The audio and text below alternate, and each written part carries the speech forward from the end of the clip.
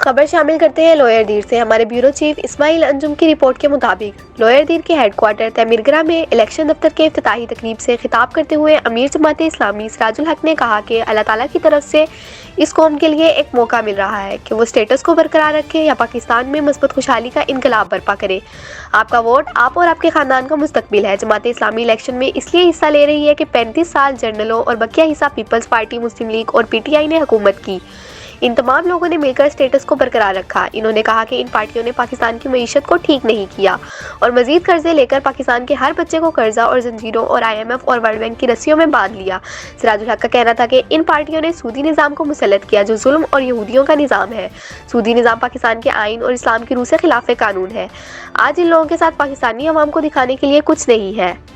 جماعت اسلامی اس لیے الیکشن میں حصہ لے رہی ہے کہ 76 سالوں میں اس ملک پر 35 سال جرنیلوں نے حکومت کی اور اس کے علاوہ جو بقیہ عرصہ ہے وہ پیپلز پارٹی، مسلم لیگ اور پی ٹی آئی نے حکومت کی۔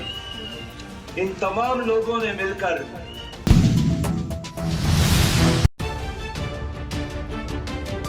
خبر شامل کرتے ہیں نوشکی بلوچستان سے۔ ہمارے نمائندے ابراہیم بلوچ کی رپورٹ کے مطابق الیکشن 2024 کے سلسلے میں حلقہ پی پی 34 اور NA 260 پر جمعیت العلماء اسلام کے انتخابی دفتر کا افتتاح کیا گیا۔ MT مسجد سے جلوس نکالا گیا جو مختلف شاہراہوں سے گزرتا ہوا انتخابی دفتر پہنچا۔ جلوس میں JUI کے امیر قاری غلام نبی، JUI کے ضلعی جنرل سیکریٹری مولانا منظور احمد مینگل سمیت سینکڑوں کارکنوں، قبائلی عمائدین اور اتحادی شامل تھے۔ افتتاحی تقریب کے اجتماع سے خطاب کرتے ہوئے سابق رکن اسمبلی اور JUI کے نامزد امیدوار برائے حلقہ پی پی 34 نوشکی حاجی میر غلام دستگیر بادینی نے کہا کہ 8 فروری کے الیکشن میں جمعیت العلماء اسلام عوام اور کارکنوں کے تعاون سے نوشکی سمیت ملک بھر میں کامیابی حاصل کرے گی۔ عوام تبدیلی چاہتی ہے۔ نوشکی اور رخشان کی پسماندگی، نوجوانوں کی مایوسی اور بے روزگاری کے خاتمے کے لیے عوام JUI کے نامزد امیدواروں کو بھاری اکثریت سے ووٹ دے کر کامیاب بنائے۔ تقریب سے خطاب کرتے ہوئے سیاسی اور سماجی شخصیت حاجی محمد نعیم بادینی نے خطاب کرتے ہوئے کہا کہ 8 فروری کا JUI کی کامیابی کا انحصار عوام اور کارکنوں کی محنت پر ہے۔ جس جوش و جذبے کے تحت کارکن اور عوام ہماری پروگرام میں حصہ لیا ہے، اسی جذبے کے تحت 8 فروری کو ووٹرز کو گھروں سے نکال کر پولنگ اسٹیشن تک لا کر قومی فریضہ ادا کرنا چاہیے۔ JUI قائد جمعیت العلماء اسلام مولانا فضل الرحمان کی قیادت میں ملک کی سب سے زیادہ نشستیں حاصل کرے گی۔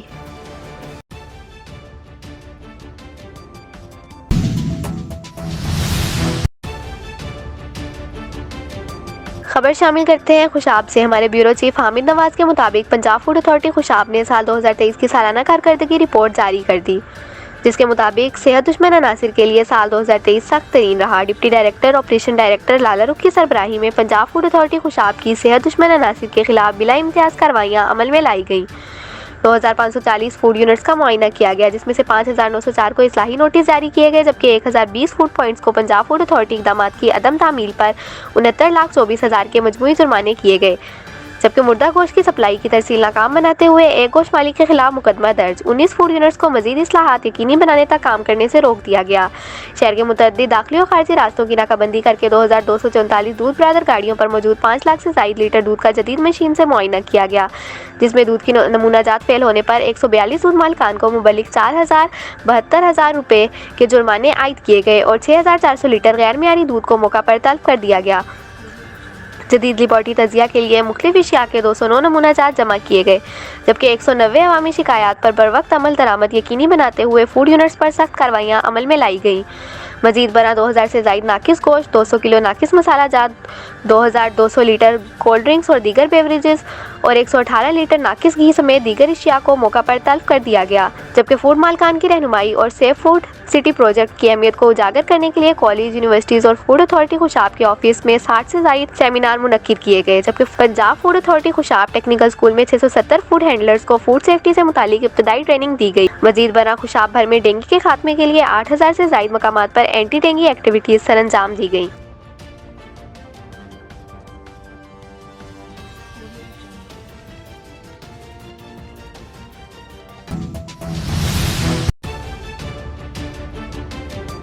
خبر شامل کرتے ہیں سرگودا سے۔ پرائم ٹی وی کے نمائندہ کے مطابق سرگودا تھانہ اربن ایریا میں پولیس کی کارروائی کے دوران ڈکیتی کے 5 مقدمات میں مطلوب 5 ملزمان گرفتار کر لیے گئے۔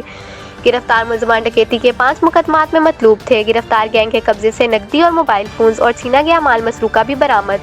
वारदातों में इस्तेमाल होने वाले 2 गैरकानूनी पिस्टल, 30 बोर भी बरामद। मकामी पुलिस पेशावराना सलाहियतों को बरूए कार लाते हुए मुलजमान को ट्रेस करने में कामयाब हो गई। गिरफ्तार गैंग से तफ्तीश जारी है। मजीद इंकशाफात की भी तवक्को है। DPO सरगोदा मोहम्मद फैसल कामरान ने मीडिया से बात करते हुए कहा कि गिरफ्तार मुलजमान के खिलाफ सख्त कानूनी कार्रवाई अमल में लाई जाएगी। लोगों की जानो माल से खेलने वाले किसी रियायत के मुस्तहिक नहीं।